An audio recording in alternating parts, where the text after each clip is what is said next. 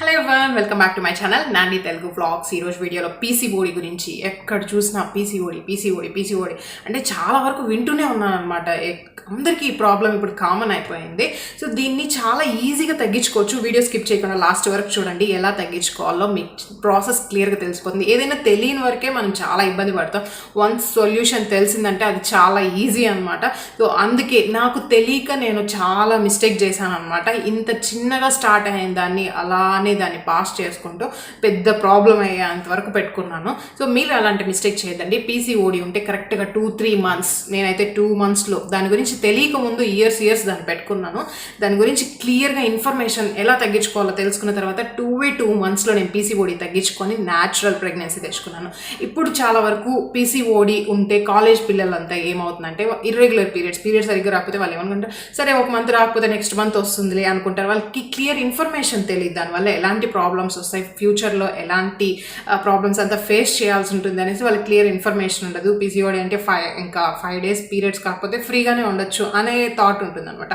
So ఎవరికైనా అలా ఉంటే, మీ పిల్లలకి కానీ మీ సిస్టర్స్కి ఎవరికైనా ఉంటే క్లియర్గా చెప్పండి. పీసీఓడి ఉంటే మీరు సరిగ్గా హెల్తీ లైఫ్ స్టైల్ ప్రాపర్గా ఫాలో అవ్వడం లేదు, హెల్తీ ఫుడ్ తినడం లేదు, ఎక్కువ స్ట్రెస్ ఫీల్ అవుతున్నారు, దీనివల్లే వచ్చేసి పీసీఓడి వస్తుంది అనేసి మీకు తెలియని వాళ్ళకి ఇన్ఫర్మేషన్ చెప్పండి. ఇన్ఫర్మేషన్ చెప్పడంలో ఎలాంటి తప్పు లేదనమాట. అది అబ్బాయిలైనా కూడా మీ చెల్లెళ్ళకు అక్కలకు అలా ఉంటే చెప్పండి. ఇలా ఎందుకు వస్తుంది, అట్లీస్ట్ మీకు తెలుస్తుంది ఇలా ఏదో ప్రాబ్లం ఉంది ఇంట్లో అనేసి తెలిసినప్పుడు ఏమవుతుందంటే మీరు చెప్పండి. అట్లీస్ట్ మీరు వర్కౌట్స్ చేసి మంచి హెల్తీ ఫుడ్ తింటే, స్ట్రెస్ లేకుండా ఉంటే పీసీఓడిని 2 మంత్స్లో తగ్గించుకునేయచ్చు. అదే సొల్యూషన్ అనమాట.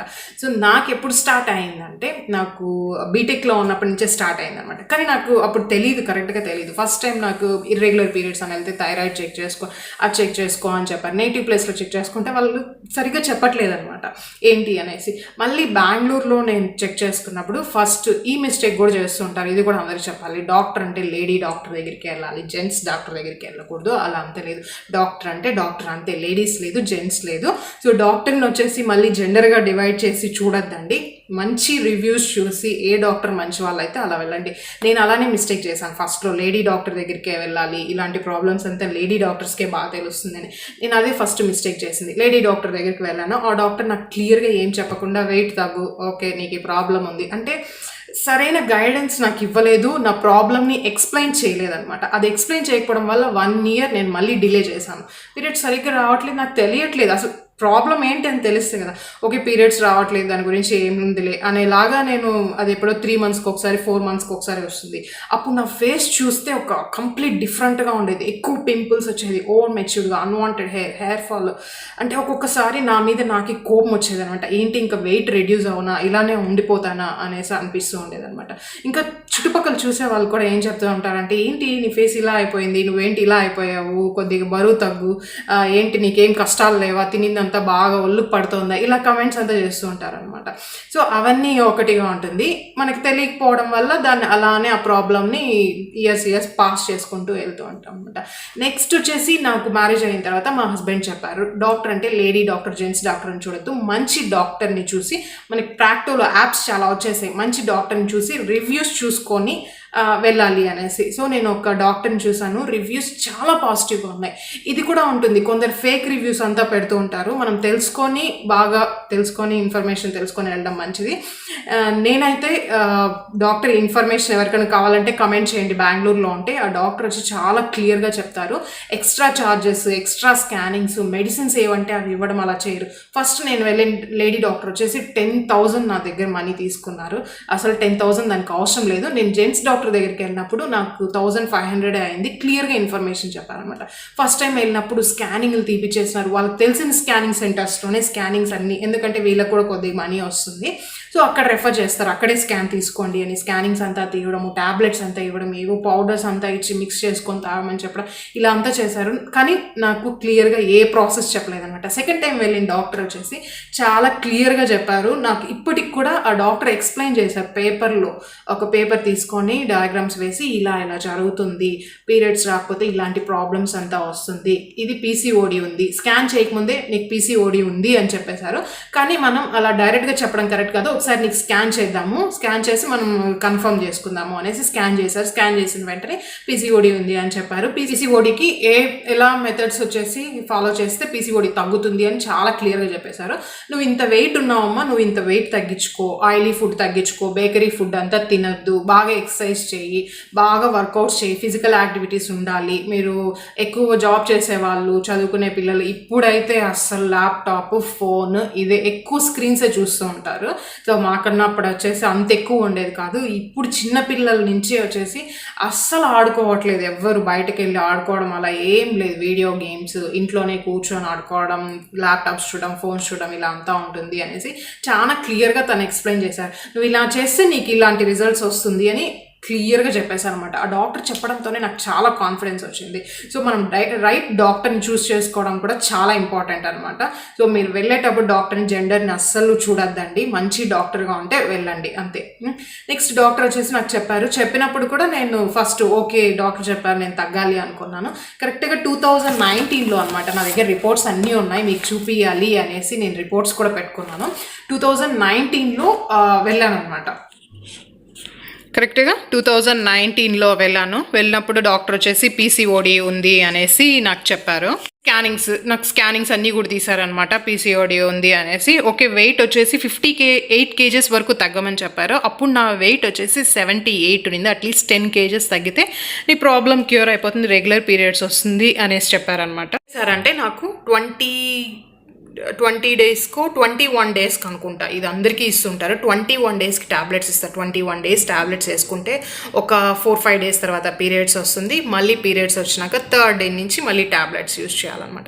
సో ఇలా 2 months నన్ను యూజ్ చేసి మళ్ళీ కన్సల్ట్ అవ్వడానికి రమ్మని చెప్పారు. 2 months యూజ్ చేసిన తర్వాత ఫస్ట్ నేను చేసింది ఏంటంటే డైరెక్ట్గా డైట్లోకి వెళ్ళిపోలేదన్నమాట. ఫస్ట్ నేను అట్లీస్ట్ అవుట్ సైడ్ ఫుడ్ 50% తగ్గించాను. 50% తగ్గడం వల్ల జస్ట్ 1 kg తగ్గాను అంతే అనమాట. పీసీఓడి ఉండేవాళ్ళు వెయిట్ తగ్గడం కొంచెం కష్టం అవుతుంది, కానీ ప్రాపర్గా ఫాలో అయితే 2 monthsలో తగ్గించుకోవచ్చు. నాకు తెలియకనే మిస్టేక్స్ చేశాను. సో మీరు అలాంటి మిస్టేక్ చేయకూడదని క్లియర్గా ఈ వీడియోలో క్లియర్గా అన్ని ఇన్ఫర్మేషన్ మీతో షేర్ చేస్తున్నాను, ఇంక్లూడింగ్ నా రిపోర్ట్స్తో సహా మీకు చూపిస్తున్నాను అనమాట. అట్లీస్ట్ మీకు ఎవరికైనా చాలా ఎక్కువ ఫీల్ అవుతుంటారు, స్ట్రెస్ ఫీల్ అవుతుంటారు, ఇలాంటి మంచి విషయాలన్నీ షేర్ చేసుకోవడానికి కూడా లేకుండా ఉంటారు ఎవరు. నాకైతే అలాంటి ప్రాబ్లం లేదు.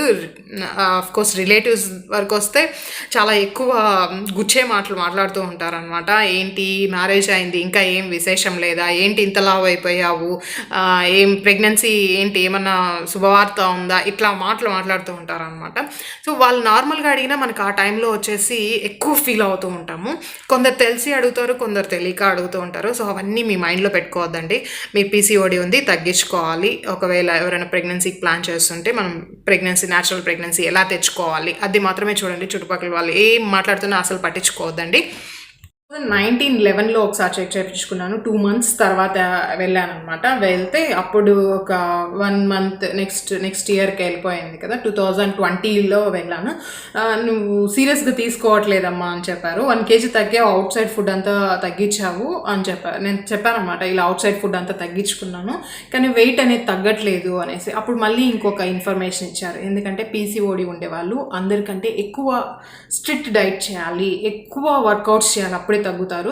నార్మల్గా ఉండే వాళ్ళు కొద్దిగా డైట్ చేసి కొద్దిగా వచ్చేసి వర్కౌట్స్ చేసిన వెయిట్ తగ్గిపోతారు. కానీ పీసీఓడి ఉండే వాళ్ళు మాత్రం ఇంకొద్దిగా వచ్చేసి మీరు టైం తీసుకోవాలి, ఇంకా కొద్దిగా స్ట్రిక్ట్గా చేయాలి అనేసి.